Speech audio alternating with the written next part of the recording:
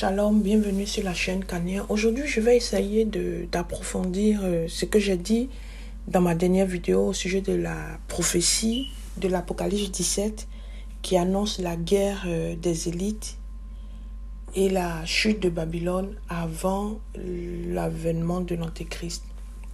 Cette prophétie-là, je vais la résumer en 5 points. Elle dit que il y a 10 cornes qui sortiront de la bête à 7 têtes et que ces cornes-là détesteront la prostituée et que ces cornes dépouilleront la prostituée et la mettront nue et que c'est Dieu qui met dans le cœur de ces cornes le désir de réaliser son projet et qu'elles seront d'accord après avoir fait tomber la prostituée pour mettre leur pouvoir au service de la bête. Et j'ai expliqué dans ma dernière vidéo que les 10 cornes, comme l'ange l'a dit à l'apôtre Jean, représentent 10 rois, 10 kéras, parce qu'ils auront une particularité, ils seront forts, ils auront une légitimité populaire à cause de leur casquette de kéras. J'ai expliqué que le mot kéras qui a été utilisé pour désigner ces rois est le même mot qui a été utilisé en Luc 1, 69 pour annoncer Jésus. Et j'ai expliqué que le lien évident entre ces rois et le passage de Luc 1, 69 est que certainement ils auront une casquette de sauveur.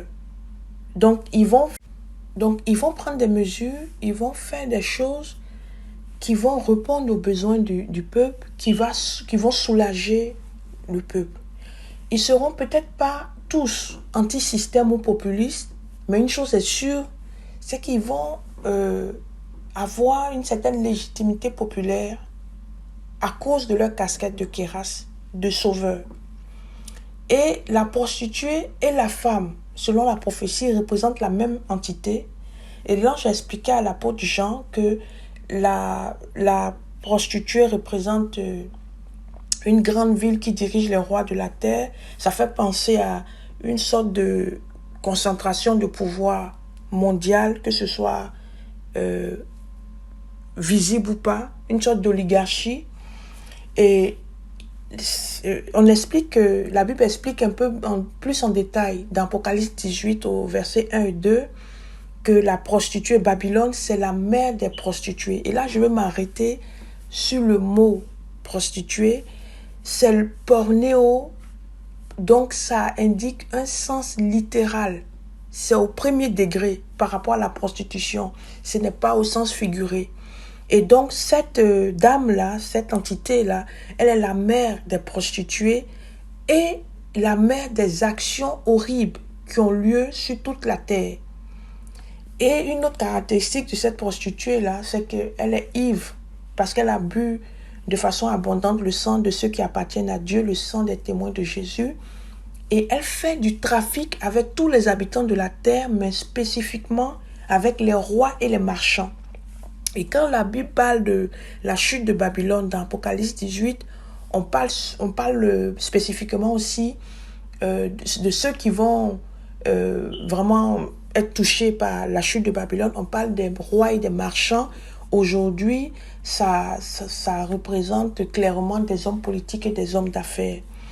Et la Bible dit dans toujours cette prophétie d'Apocalypse 17 que les rois qui vont émerger de la bête vont dépouiller la prostituée et la mettront nue. Donc, ces gens-là, qu'ils soient chrétiens, orthodoxes, musulmans ou athées, ils seront motivés par Dieu. Et le dernier point de la prophétie dit que c'est Dieu qui met dans le cœur de ces rois le désir de réaliser son projet. Donc, ce qu'ils vont faire pour renverser, pour faire tomber la prostituée et remettre leur pouvoir ensuite à l'Antéchrist, c'est le projet de Dieu. C'est l'agenda de Dieu.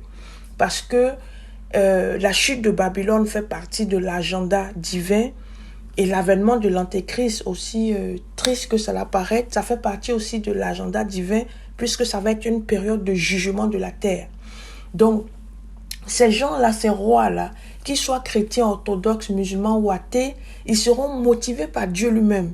Ils seront utilisés par Dieu pour faire un nettoyage et faire tomber Babylone. Ils peuvent le faire par ambition politique, par populisme, par conservatisme, ils peuvent le faire par rapport à la défense de certaines valeurs, ou pour des raisons économiques, ou même pour des raisons de survie de la nation. Quelles que soient les raisons avouées ou pas, ils seront utilisés par Dieu, peut-être sans le savoir ou sans le vouloir. Et la prophétie dit qu'ils seront d'accord pour mettre leur pouvoir au service de la bête. Donc au service de l'Antéchrist. Et ça laisse penser qu'avant que l'Antéchrist prenne le pouvoir, il y aura une sorte d'accord mondial pour une gouvernance commune. Et le dire aujourd'hui, ça n'a rien d'un scoop, puisqu'on voit que la gouvernance mondiale est au cœur du débat politique. Est-ce que ce sera l'ONU sous une nouvelle forme? On ne sait pas. Est-ce que ça va être une nouvelle organisation mondiale qui va émerger d'autres ramifications comme les BRICS? On ne sait pas. Mais donc voilà un peu récapituler cette prophétie de façon pratique et ce à quoi on peut s'attendre, c'est l'émergence des Kéras. Il y en a certains, est-ce que ça va être ces personnes-là avec lesquelles le calendrier va se dérouler, je ne sais pas, ou bien est-ce que ces Kéras-là sont en train de préparer la route pour les fameux Kéras qui vont émerger, je ne sais pas.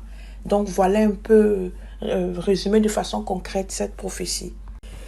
Donc voici un peu la prophétie de la guerre des élites ou de l'élite qui va émerger pour faire tomber Babylone et qui va le faire, que ce soit des faux chrétiens ou des vrais chrétiens, des athées ou des Lubavitch ou bien des francs-maçons.